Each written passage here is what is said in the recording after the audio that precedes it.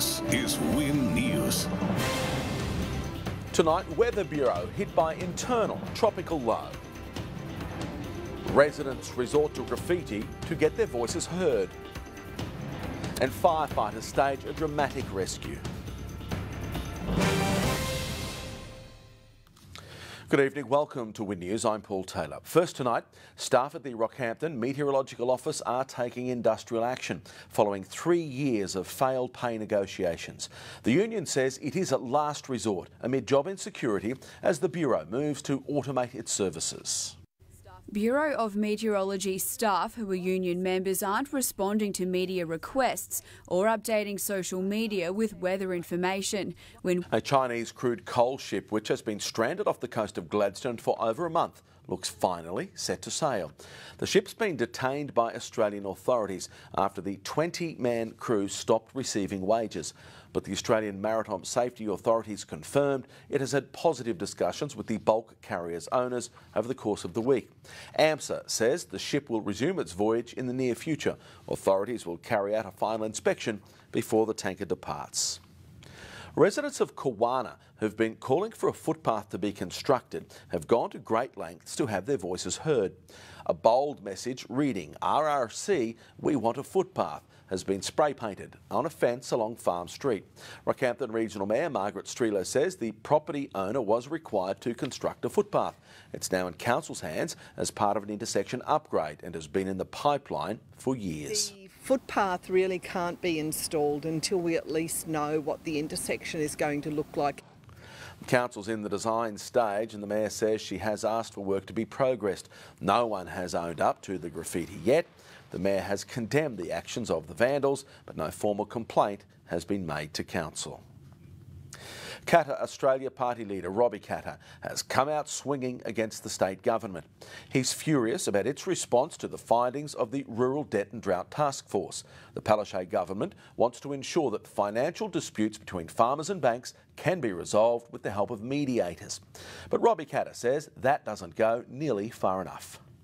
When he sat on the Rural Debt and Drought Task Force panel, Rob Katter watched strong men break down, describing their battles with the banks. Now, Capricornia MP Michelle Landry has received the official National Party stock whip in a ceremony at Parliament House. Ms Landry has been appointed the Deputy Whip. Her main task is to help oversee party business and keep everyone in order.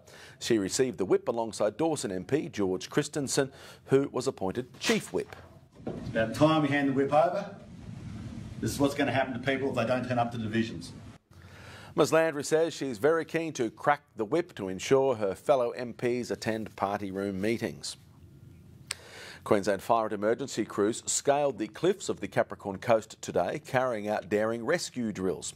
Officers from across the region collaborated in the training, which was designed to simulate potentially life-threatening situations. At the bottom of a sheer cliff face, a stretcher hangs in midair, the patient strapped in tight. A rescuer is secured by his side. Queensland researchers are the first in the world to achieve a 50% success rate in frozen IVF cattle breeding.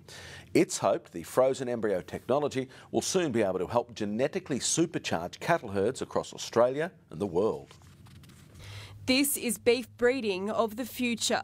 Embryos with the most desirable genetic traits frozen to be used anywhere, anytime. A recipe which now has a game-changing success rate. Now it's over to Hannah for a look at the rain we have on the way.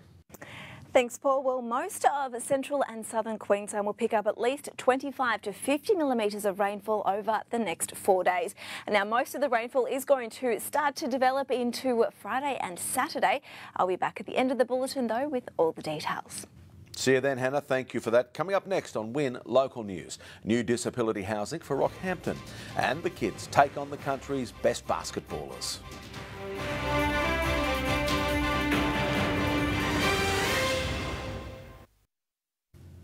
Welcome back. You're watching Win Local News. The state government says 10 new homes to cater for people with a disability will be built in Rockhampton before July next year. $2.8 million worth of construction's currently underway. Rockhampton MP Bill Burns says they'll be built to high standards with the needs of seniors and those with a disability in mind. The project will support jobs for around 80 tradespeople across the city. Win News broke the story last week, and now more women have come out to share their problems with surgical mesh. Shine Lawyers is taking on their case. It's investigating the claims of more than 250 women across the country. Jackie Hartman went public last week, sharing her personal battle with surgical mesh with Win News. Since our story went to air, her support group has been inundated with women who want to share their story too. Before we interviewed Jackie earlier today, she had just welcomed another 2 new members to the group. It was back to school for the Cairns Taipans today when some of our youngest basketballers and their teachers challenged the NBL side to a game of ball. Crescent Lagoon State School fielded an all-star team to take on the men in orange, and they managed to show the NBL stars a thing or two. The Taipans are in Rockhampton to take on the Perth Wildcats as part of their pre-season fixtures. Time for sports now with Josh, and as we just saw, NBL action has returned to Central Queensland. Sure has, Paul. The Taipans and the Wildcats will clash tomorrow night. Also, Rockhampton's women's softball team gears up for the state titles, and the Capras farewell a club stalwart.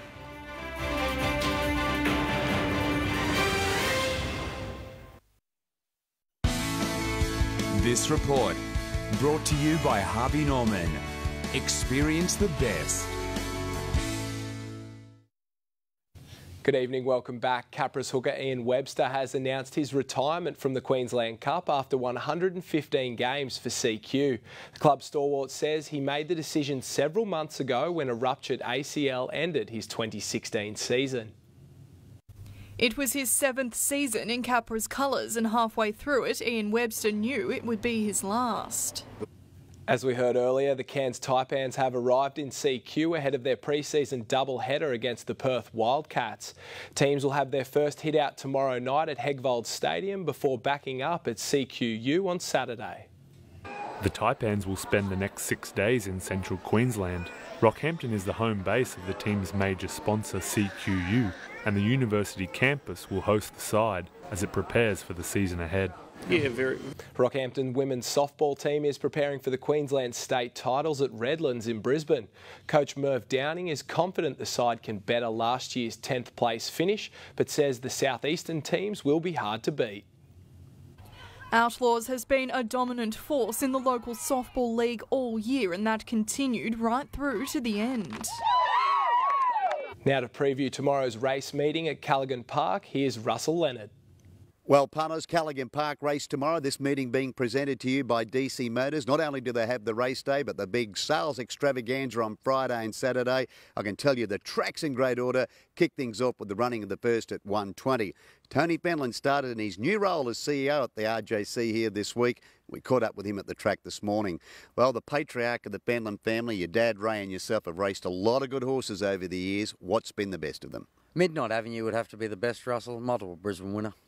Well, you're a keen form analyst. You run your eye over this 6-event card tomorrow. What's your best bet? My best is our boy Houdini. Early mail specials now for tomorrow's card, and we kick up in the opening event. Hero Like the Toppy, Bahini has said, will he overcome a lot of difficulties last start to win first up from a break? He was stopped in his tracks at a crucial stage in the straight. Still able to pull away and win. I do think he'll go back to back. Then go to race 4. Hero Like TAB number 1 and Isis de Vega. I like this girl's debut run when she got back and closed late last start. I do think she'll be winning tomorrow. Well, there they are, punters. My good things for Rocky racing tomorrow. Bahini has Sid and Isis de Vega. You stick with them and it'll be a good old-fashioned fill-up. Remember to bet responsibly or catch you at the track. Good luck, good punting. Russell Leonard, Win News. Thanks for that, Russell. That's the night in sport, Paul. Beauty, Josh. Thank you very much for that. Coming up after the break, we're taking a look at weather with Hannah.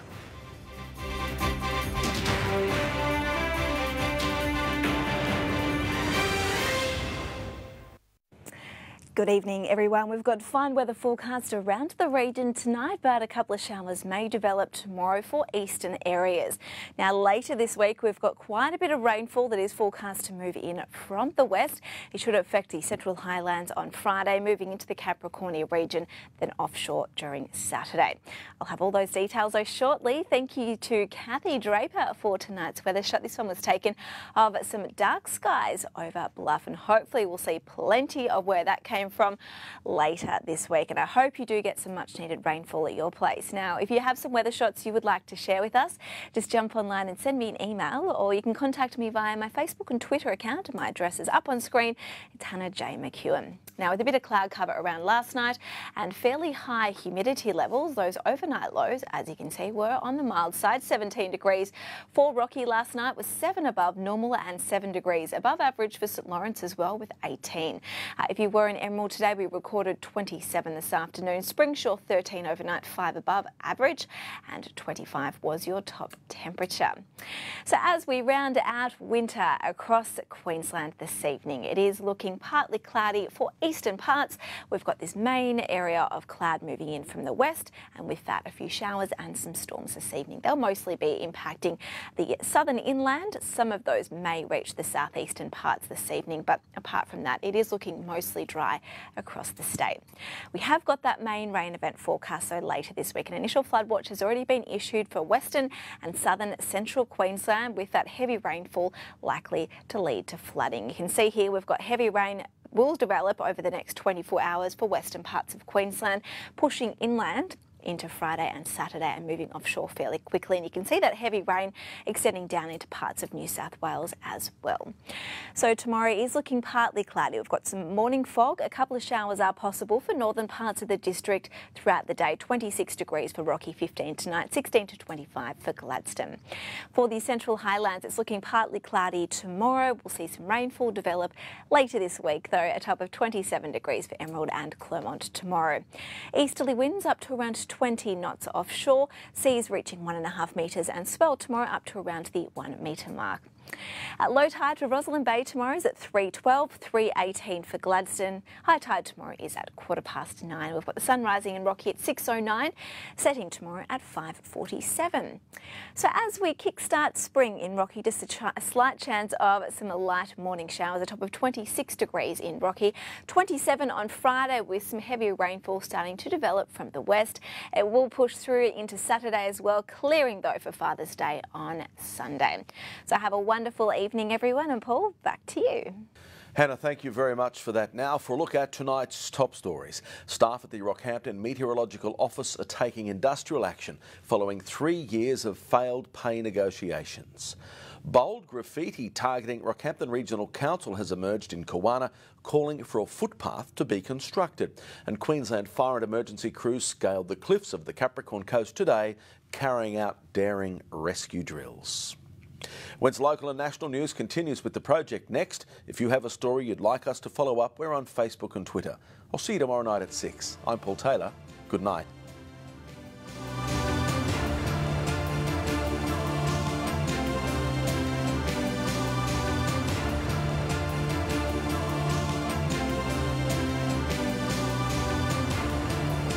This has been a Win News presentation. Win News, Regional Australia's #1 news source.